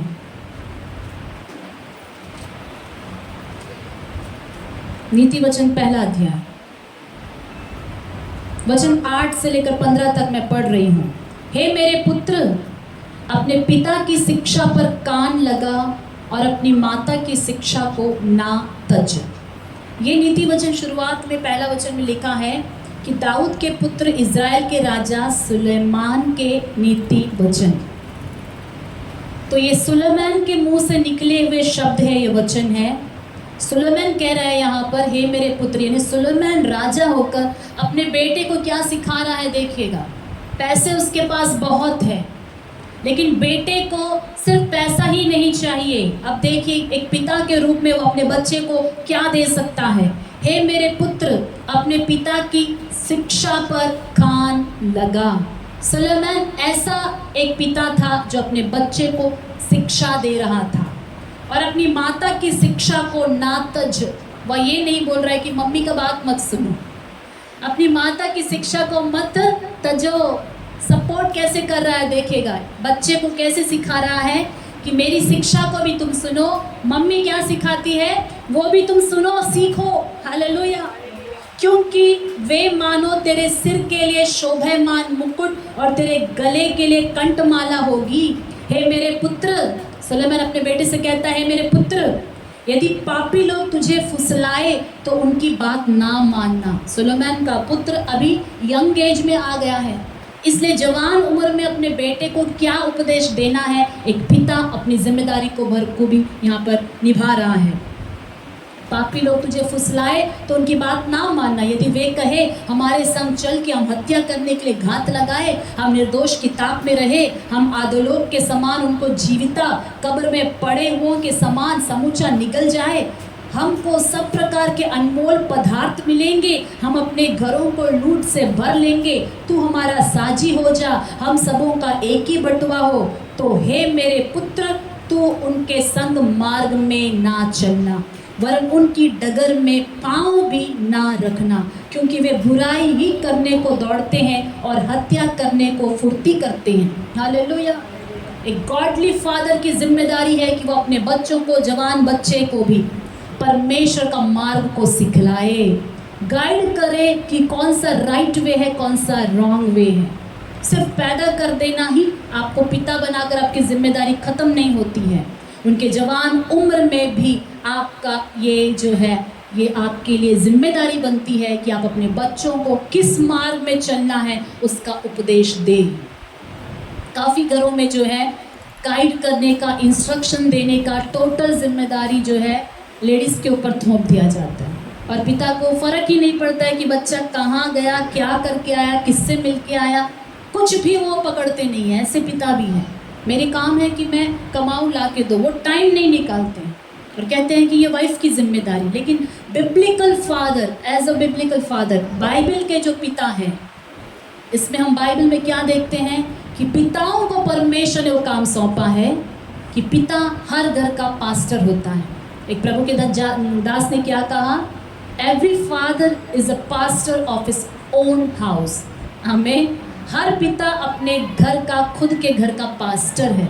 उसे राइट वे में अपने बच्चों को चलाने के लिए गाइड करना, इंस्ट्रक्शन देना, ये पिता की जिम्मेदारी। अगर पिता ये जिम्मेदारी को नहीं निभाता है तब वो प्लेस किसको मिल जाता है बोलेगा?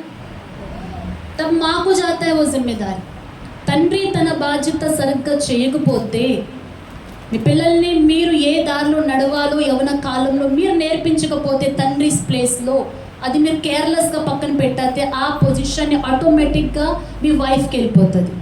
అప్పుడు ఆమె వాళ్ళని ప్రార్థనలో, భక్తిలో, లేకపోతే ఏ మార్గంలో నడవాలో ఆమె నేర్పిస్తారు. जब ऐसा परिवार में जो है आप अपने पास्टर का काम या घर में इंस्ट्रक्शंस, गाइडलाइंस, प्रभु की भक्ति में चलाने का काम, जिम्मेदारी आप नहीं सौंपते हो, जितने जितने जिम्मेदारी में आप फेल होते रहते हो, सारी जिम्मेदारी ऑटोमेटिकली वो पोजीशन कहाँ पर चले जाता है, ट्रांसफ़र हो जाता है वाइफ को. फिर बाद में आप ये नहीं सोचना है कि मेरे बच्चे मेरे बात क्यों नहीं सुनते, सब वो तो मेरी पत्नी की बात ही सुनते हैं, मेरा बात नहीं सुनते, क्योंकि आपकी वो जिम्मेदारी को आपको अच्छी तरह निभाना चाहिए. हालेलुया. देखेंगे पहला दसलोनिका 2 अध्याय 11वां वचन. మొదటి దశలోనిక 2వ అధ్యాయం 11వ వాక్యం. 2:11.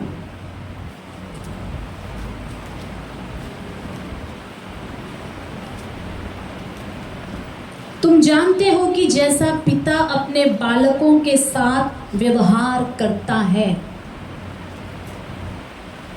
वैसे ही हम भी तुम में से हर एक को उपदेश करते और शांति देते और समझाते थे कि तुम्हारा चाल चलन परमेश्वर के योग्य हो, जो तुम्हें अपने राज्य और महिमा में बुलाता है. पौलुस यहाँ पर दसलोनिका की कलीसिया के विश्वासियों से कहता है कि तुम जानते हो कि जैसा पिता अपने बालकों के साथ व्यवहार करता है. कैसा व्यवहार करता है? उपदेश करते, शांति देते, समझाते. हम भी वैसा ही व्यवहार कर रहे हैं. यानी हर पिता यहाँ पर उस कलीसिया में जब पौलुस बता रहा है तो वहाँ की कलीसिया के पिता लोग का नेचर क्या था कि वो अपने बच्चों को उपदेश करते, समझाते, शांति देते. हालेलुया. वहाँ पर बच्चों को शांति भी देते हैं, मगर बच्चे डरते हैं, बच्चे अगर वीक हो रहे हैं तो उनको एंकरेज करते हुए, शांति देते हुए, उनको समझाते हुए, उनको उपदेश करते हुए वहाँ के पिता वैसे चला रहे थे। तो पौलुस बोल रहा है कि जैसे तुम्हारे स्वाभाविक पिता कर रहे हैं वैसा ही हम भी तुम्हें मसीह में ऐसा ही गाइड कर रहे हैं। हालेलुया। कितने अच्छे पिताओं का उदाहरण पौलुस दे रहा है। हमें ऐसे पिता होना चाहिए कि अपने बच्चों को क्या करें, उपदेश दे, शिक्षा दे, शांति दे। हालेलुया। इफिसियों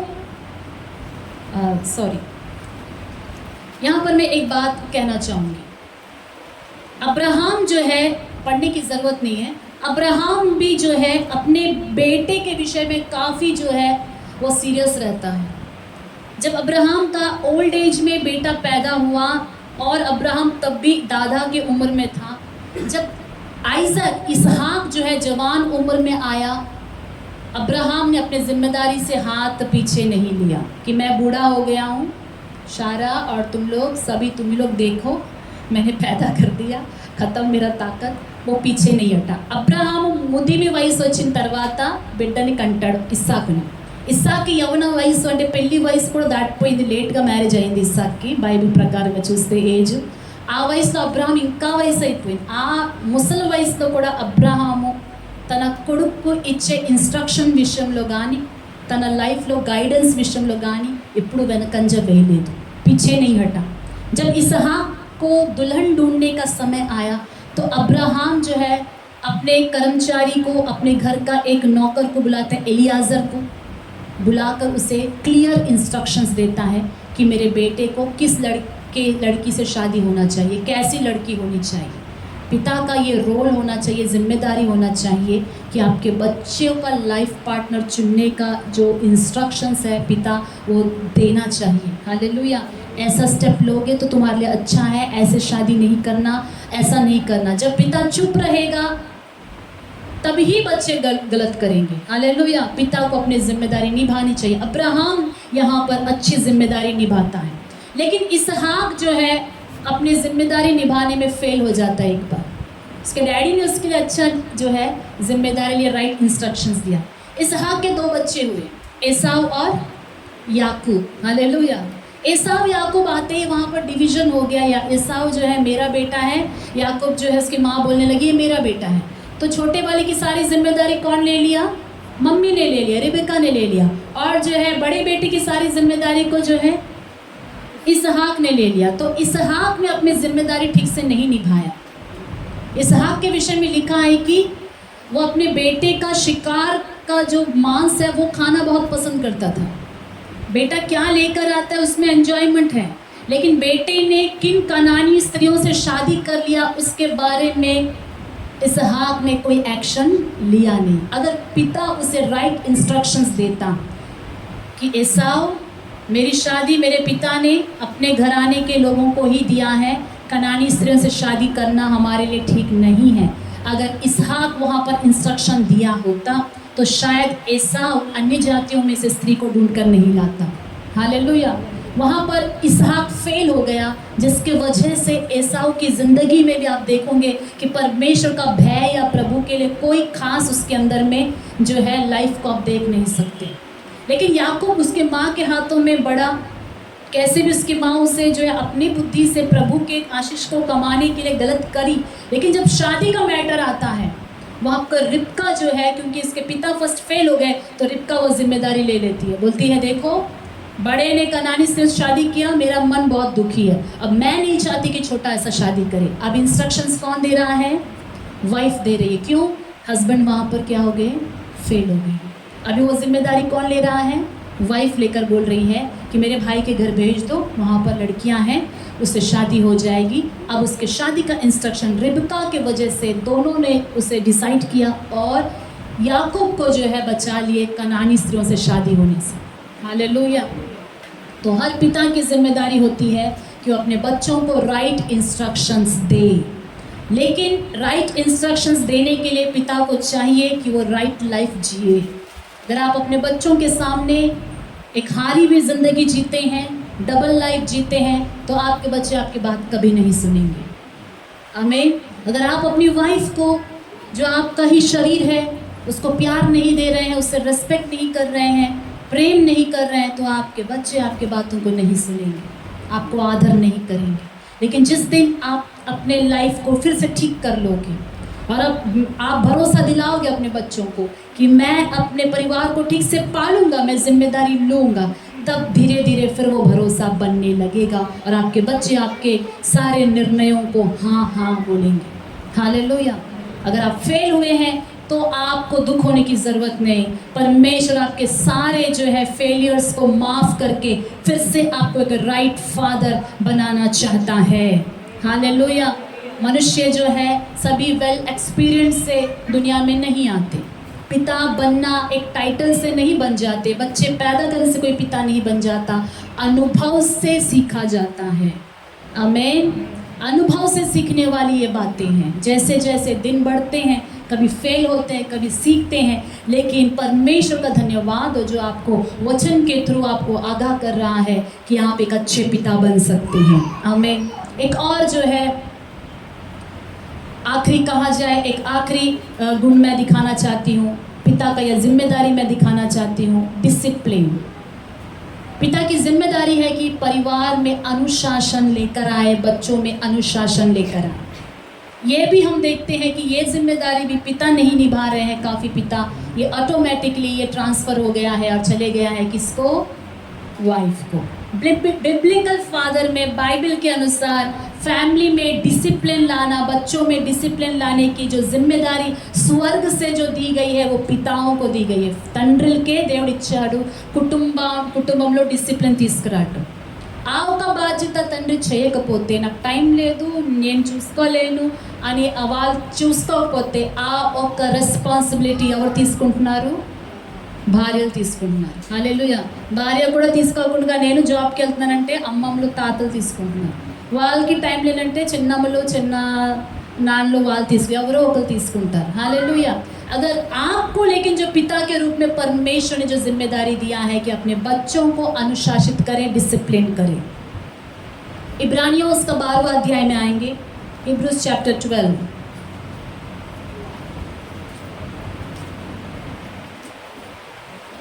7 to 8 में पढ़ रही हूँ।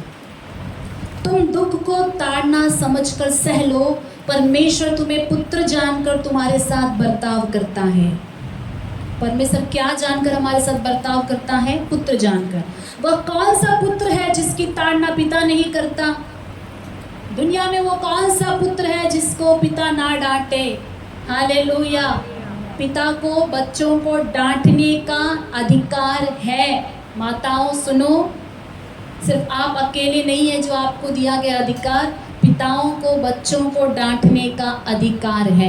आप कुछ नहीं बोलना, जो भी बोलेगी हम बोलेगा, आप किसी पिता को रोक नहीं सकते। परमेश्वर ने यह अधिकार पिता को दिया है। हालेलुया। ताड़ना का अर्थ क्या है? करक्शन, करेक्ट करना। ये बदला लेने के लिए नहीं है ये पोजीशन। हालेलुया। सुधारने की जिम्मेदारी। ताड़ना पिता नहीं करता। यदि वह ताड़ना जिसके भागी सब होते हैं तुम्हारी नहीं हुई तो तुम पुत्र नहीं पर व्यभिचार की संतान ठहरे। फिर जबकि हमारे शारीरिक पिता भी, देखिए पौलुस यहाँ पर भी, अगर हम इब्रानियों की पत्री पौलुस ने लिखा है, हम ज़्यादातर विश्वास करते हैं और वह कहते हैं कि फिर जबकि हमारे शारीरिक पिता भी हमारी ताड़ना किया करते थे। एक सर्टन एज तक पिता जो है अपने बच्चों को ताड़ना करेंगे। आज हम बाइबल में देखेंगे कि बिब्लिकल पिता कितना एज तक ताड़ना कर सकते हैं। दुनिया के पिता कब तक ताड़ना करेंगे? बच्चे जवान उम्र में आते हैं, जवान बच्चों को मत डांटो, जवान बच्चा है इसको ज़्यादा तंग मत करो, ऐसा बोलते हैं। बाइबल में देखेंगे, यदि वह ताड़ना जिसके भागी सब होते तुम्हारी नहीं हुई तो तुम पुत्र नहीं व्यभिचार की संतान ठहरे। फिर जबकि हमारे शारीरिक पिता भी हमारी ताड़ना किया करते थे और हमने उनका आदर किया, तो क्या आत्माओं के पिता के और भी अधीन ना रहे जिससे हम जीवित रहे?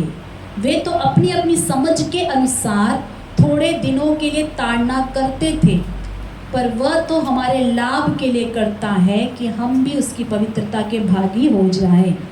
यहाँ पर ये ताड़ना में स्टिक यूज़ किया जा सकता है। एक सर्टन एज तक डंडा लिया जा सकता है, लेना चाहिए। नीति वचन में लिखा है कि छड़ी नहीं इस्तेमाल करते हैं तो वो पिता क्या है, बच्चों के दुश्मन हैं। जो पिता छड़ी यूज़ ही नहीं करता है बच्चे को डिसिप्लिन करने के लिए, बिल्कुल मारना नहीं है, मेरी बेटी मेरा बेटा प्रिंसेस है प्रिंस है, उनको बिल्कुल मारना नहीं है, బినా మారే పాలన అస్సలు కొట్టకూడదు నా పిల్లల్ని. తండ్రి అనుకున్నాడు నా పిల్లని ఒక్కసారి ఒక దెబ్బేయను, ఈమె నా రాజకుమారి నా రాజకుమారుడు. तो वचन में लिखा है कि ऐसा पिता अपने बच्चों के लिए बैरी है, क्योंकि अगर ताड़ना नहीं हुई, जिस एज में ताड़ना होना है, बाद में पेड़ पौधा जो है टेढ़ा होकर बढ़ेगा तो दुख सबसे ज़्यादा पिता को होगा. अगर कोई गलतियों के वजह से, उनके नेचर की वजह से आपको दुख होता है जवान उम्र या सर्टन एज में आकर, जब आप उनको मार नहीं सकते, बोल सकते हैं मार नहीं सकते, यंग एज में आ गए हैं, शादी का उम्र हो गया, शादी हो गया, उसके बाद गलत करने से आप मार नहीं सकते. लेकिन अगर जिस उम्र में मारना था, छड़ी उठाना था, छड़ी उठाएंगे तो उनको बहुत सारे गलत रास्तों से आप बचा सकते हैं. आमीन, हालेलुया. अभी भी देर नहीं हुआ है. कुछ पिताओं से मैं कहूँगी अभी भी देर नहीं हुआ है. अगर आपके बच्चे परमेश्वर के भय में नहीं चल रहे, गलत काम में चलते हैं, तो उनकी ताड़ना करिएगा. ये उनको बचाने के लिए है, उनको नाश करने के लिए नहीं. हालेलुया. अगर ताड़ना नहीं करते हैं तो प्रभु का वचन कहता है, छड़ी नहीं उठाते तो हम बच्चों की क्या हैं, भैरी है. प्रेम का अर्थ ये नहीं है कि सिर्फ और सिर्फ आप उनको गोद में उठाए हुए सारे जगह घुमाते हुए उनको खुश करते हैं. लेकिन जब बच्चे ज़्यादा प्रेम लेकर बात नहीं मानते हैं तो उनको दो लगाना ज़रूरी है. अगर आपके बच्चे चर्च में ठीक से नहीं बैठते हैं तो उनको आपको छड़ी उठाकर सिखाना है. हालेलुया. मैं यहाँ से माइक लेकर पलाने का बच्चा ठीक से बैठो बोलने से अच्छा होगा कि आप जो अपने बच्चे के बगल में बैठे हैं आप उनको ठीक करें. यहाँ पे नहीं मार सकते हैं, घर में आप उनको ठीक करें. हालेलुया. ताड़ना करना अच्छी बात है, ये पिताओं को दिया हुआ जिम्मेदारी है. पहला समूएल 22वां अध्याय में आएंगे. మొదటి సమూయేలు 22.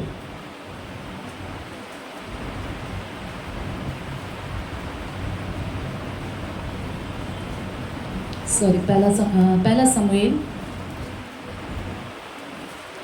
पहला अध्याय, మొదటి సమూయేలు మొదటి అధ్యాయం. पहला अध्याय में कुछ वचनों को मैं पढ़ रही हूँ. वचन 22 से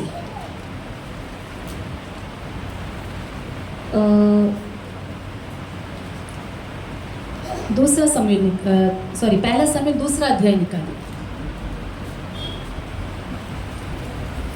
दूसरा अध्याय वचन 22 से मैं पढ़ रही. एली तो अति बूढ़ा हो गया था और उसने सुना कि उसके पुत्र सारे इज़राइल से कैसा व्यवहार करते हैं, वरन मिलाप वाले तंबू के द्वार पर सेवा करने वाली स्त्रियों के संग कुकर्म भी करते हैं. तब उसने उनसे कहा, तुम ऐसे ऐसे काम क्यों करते हो? मैं इन सब लोगों से तुम्हारे कुकर्मों की चर्चा सुना करता हूँ. हे मेरे बेटों, ऐसा ना करो, क्योंकि जो समाचार मेरे सुनने में आता है वह अच्छा नहीं. तुम तो यहोवा की प्रजा से अपराध कराते हो. यदि एक मनुष्य दूसरे मनुष्य का अपराध करे तब तो परमेश्वर उसका न्याय करेगा, परंतु यदि कोई मनुष्य यहोवा के विरुद्ध पाप करे तो उसके लिए कौन विनती करेगा? तो भी उन्होंने अपने पिता की बात ना मानी, क्योंकि यहोवा की इच्छा उन्हें मार डालने की थी. यहाँ पर हम देखते हैं कि एली अति बूढ़ा हो गया था.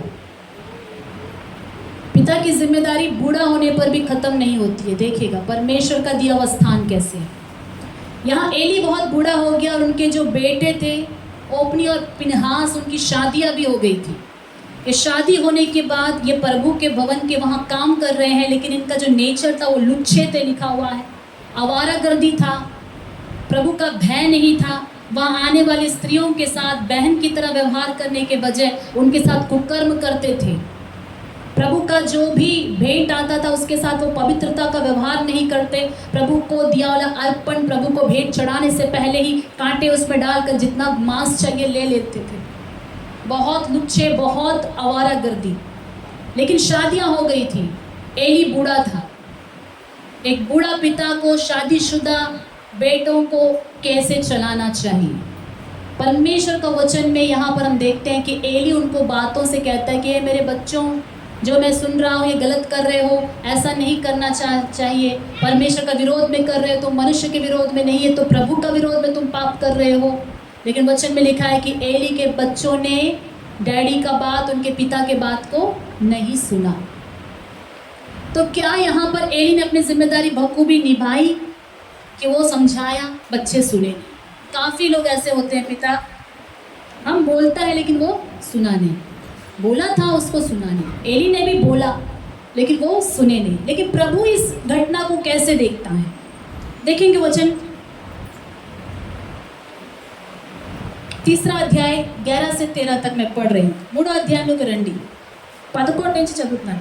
यहोवा ने समूएल से कहा, सुन, मैं इज़राइल में एक ऐसा काम करने पर हूँ जिससे सब सुनने वालों पर बड़ा सन्नाटा छा जाएगा। उस दिन मैं एली के विरुद्ध वह सब कुछ पूरा करूँगा जो मैंने उसके घराने के विषय कहा, उसे आरंभ से अंत तक पूरा करूँगा, क्योंकि मैं तो उसको यह कहकर जता चुका हूँ कि मैं उस अधर्म के कारण जिसे वह जानता है सदा के लिए उसके घर का न्याय करूँगा, क्योंकि उसके पुत्र आप शापित हुए हैं और उसने उन्हें नहीं रोका। हालेलुया। దేవుడు ఏమంటున్నాడు, వాళ్ళ ఒక కుటుంబం నాశనం అవుతుంది అని ముందే నేను చెప్పాను, చెప్పినా సరే ఏలి ఏం చేయలేదు, వాళ్ళ ఒక పిల్లల్ని ఆపలేదు, అడ్డగించలేదు। हालेलुया। यहाँ पर सिर्फ बोलने से जिम्मेदारी पूरी नहीं हो जाती। एली ने उन्हें आगाह किया कि तुम जो कर रहे हो गलत कर रहे हो, प्रभु के विरोध में कर रहे हो, प्रभु का ही तुम विरोधी बन रहे हो। बोलना डिसिप्लिन करना नहीं होता। आमीन। बोल तो कोई भी सकता है कि तुम गलत कर रहे हो, ये गलत अच्छा नहीं है, भाई बहन तुम गलत कर रही है, रास्ते में चलना। चपटो आगाह करना अलग है। लेकिन प्रभु ने क्या चाहा कि एली अपने बच्चों को रोके। क्या करना था एली को? कल से तुम पवित्र स्थान में नहीं आओगे। आमीन। प्रभु का शाप उस घर में रुकना था, तो एली को क्या करना था? स्ट्रिक्ट एक्शन लेना था वहाँ पर, क्योंकि वो प्रभु के भवन से संबंधित था। हालेलुया। सेवा कार्य से संबंधित। कल से तुम इस पवित्र स्थान में इस काम को नहीं करोगे, तुम आओगे नहीं, तुम छावनी से बाहर रहोगे, तुम इस काम में इन्वॉल्व नहीं होगे। हालेलुया। इतना उसे कठोर जो है एक निर्णय लेना था। तो परमेश्वर चाहते हैं कि एक पिता जो है डिसिप्लिन करते समय, ऐसा डिसिप्लिन जब वो उनके हाथों में नहीं हो रहा है तो कभी कभी स्ट्रिक्ट एक्शन लेना पड़ता है। तो एली तो प्रभु का याजक भी था। एक याजक के नाते परमेश्वर के भवन की जिम्मेदारी पर प्रभु ने उनके परिवार को सौंपा था, और क्योंकि एली ने उसे ठीक से नहीं निभाया, एली का भी मौत हो गया और उनके दोनों बेटों का भी मौत हो गया। इफिसियों 6 अध्याय में आएंगे। इफिसियों 6 अध्याय, इफिसियंस चैप्टर 6।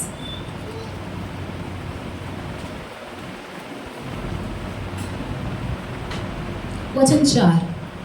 हे बच्चे वालों, अपने बच्चों को रिस ना दिलाओ, परंतु प्रभु की शिक्षा और चेतावनी देते हुए उनका पालन पोषण करो। आमीन। पौलुस यहाँ पर कैसे डिसिप्लिन करना है उसमें एक एडिशनल वर्ड जोड़ के रखा कि बच्चों को रिस मत दिलाओ। रिस दिलाना यानी तेलुगु में क्या लिखा है वानी? తండ్రులారా మీ పిల్లలకు కోపము రేపక। कोपम रेपका, चिढ़ मत दिलाओ। मतलब आप उनसे कुछ करवाना चाहते हो लेकिन आप उनको ऐसा करवा रहे हो कि वो रिसिया रहे हैं, चिड़चिड़ा हो गए हैं।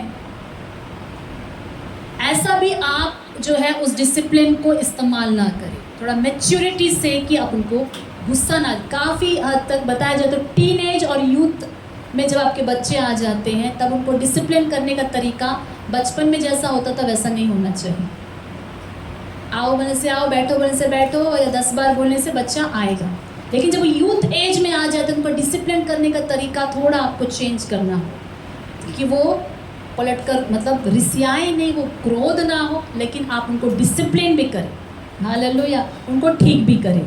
तो ये आपका बैलेंस में आना चाहिए। तो परमेश्वर की आत्मा ही आपको ज्ञान दे और आप अपने बच्चों को जानते हैं कि कैसे उनको प्रभु का शिक्षा में चला सकते हैं। लेकिन इसका मतलब ये भी नहीं है कि मेरे बच्चों को मैं डांटूंगा तो वो हट हो जाए। उनको हट ना करे बोलकर एली ने संभाला, लेकिन पूरा परिवार नाश हो गया। जहाँ पर स्ट्रिक्ट एक्शन लेना चाहिए वहाँ लेना चाहिए, और जहाँ जैसे डिसिप्लिन सिखाना चाहिए वहाँ पर सिखाना चाहिए। आमेन, हालेलुया। आखिरी में मैं कहना चाहूँगी पिता का गुण जो है, पहला मैंने कहा कि कंपैशनेट होता है, तरस भरा होता है। दूसरा, एक पिता का नेचर होता है कि अपने परिवार को सुरक्षा प्रदान करे, प्रोटेक्शन दे। तीसरा, वो प्रोवाइड करना चाहते हैं, अपने परिवार का पालन पोषण करना पिता का एक स्वभाव में है, उनकी जिम्मेदारी है। और चौथा जो है, परिवार को राइट वे में इंस्ट्रक्शंस देना, गाइड करना, ये सारे जो है इंस्ट्रक्शंस देना पिता की जिम्मेदारी है। और पांचवा, डिसिप्लिन करना, उनको सुधारना, उनके सही मार्ग में चलाना, प्रभु की भक्ति और भय में चलाना। डिसिप्लिन में ये भी होता है कि चर्च चलो, घर में नहीं रहना है, प्रेयर चलो, घर में नहीं रहना। आप डिसिप्लिन में इसको जोड़िएगा। आपके बच्चे प्रेयर मिस कर रहे हैं, हाँ ठीक है बाबू सोते रहो, कोई बात नहीं, हम लोग जाके आ जाएंगे, ऐसा नहीं आप उनको कवर करना है। आप उनको परमेश्वर में बढ़ाने के लिए थोड़ा कठोर होना चाहिए और थोड़ा आपको स्ट्रिक्ट होना चाहिए। प्रेयर में तो पक्का जाना है, हालेलुया। डिसिप्लिन प्रभु के विषय में काफ़ी स्ट्रांग होना चाहिए। और जिन जिन चीज़ों में वो चूक रहे हैं, यदि आपके बच्चे बड़ों को रिस्पेक्ट नहीं देते तो आपको बातों को सुनकर हंसना नहीं है, उनको सिखाना है। बहुत सारी बातें डिसिप्लिन में आती है, इसमें डिटेल में जाए तो काफ़ी समय लगेगा। आप अपने बच्चों को डिसिप्लिन करें, प्रभु आपको ये विवेक दे, ये ज्ञान दे। और जो है आखिरी में मैं ये बताना चाहूँगी, हर एक फैमिली जो है, हर एक पिता जो बोता है वही काटता है। आमीन। प्रति तंड्री ఏదైతే విత్తుతారో అదే కోస్తారు। आपने अच्छा शिक्षा दिया, अच्छा आप एग्जाम्पल के रूप में अपने फैमिली के सामने हैं, आपके बच्चे भी उससे बेहतर पिता बनेंगे। मेनली जिनके लड़के बच्चे हैं मैं उनसे कहना चाहूँगी, पिता का रोल बहुत इम्पॉर्टेंट होता है जिनके लड़के बच्चे हैं, क्योंकि जो पिता एक बढ़िया एग्जाम्पल रखता है अपने बेटे के लिए कि माँ को कैसे आप प्यार कर, अपने पत्नी को कैसे प्यार करें, अपने माँ को कैसे आप रेस्पेक्ट दे रहे हैं, ये बातें जो आपके बच्चे सीखते हैं, उसी से कल को शादी होगा तो वही अपने पत्नी के साथ बिहेव करेंगे। आप अपने फाइनेंशियल को कैसे जो है मेंटेन करते हैं, आप उड़ाऊ पिता हैं तो आपके बच्चे जो है वो कभी डिसिप्लिन नहीं सीखेंगे। अगर आप पीते हैं और शराब में सब पैसा उड़ा रहे हैं, आपके बच्चे भी चाहेंगे कि एक बार तो पी के देखना है, लड़का है तो वो भी सोचेगा एक बार मुझे भी ट्राई करना है, डैडी पिया था मुझे भी उसी मार्ग में चलना है। अगर आप बेवफाही कर रहे हैं तो बहुत ज़्यादा टाइम नहीं लगेगा कि लड़के बच्चे उसी मार्ग में चले जाए। एक पिता के नाते कभी आप नहीं चाहोगे कि आप ही जैसा, मतलब अगर आप में कुछ कमियां हैं तो वही रूप आप अपने बच्चों में देखना नहीं चाहोगे। कोई पिता नहीं चाहेगा कि उसका बेटा बिगड़ जाए। तो उसके लिए फाउंडेशन आप हो, आप ही के ऊपर आपका घर बन रहा है। इसलिए परमेश्वर की भक्ति और भय में यूसुफ की तरह बढ़े और अपने बच्चे, अपने परिवार के प्रोटेक्शन के लिए आगे बढ़े। आज के फादर्स डे में परमेश्वर हमारी कलीसिया के सारे पुरुष भाइयों को, सारे पिताओं को ब्लेस करे और जो आगे फ्यूचर में फादर होने वाले हैं उनको भी इस वचन से आशीष मिले। आमीन, आमीन, आमीन। आइए उठकर खड़े हो जाएंगे। इस वक्त जो है प्रभु के दास जो है प्रार्थना करेंगे।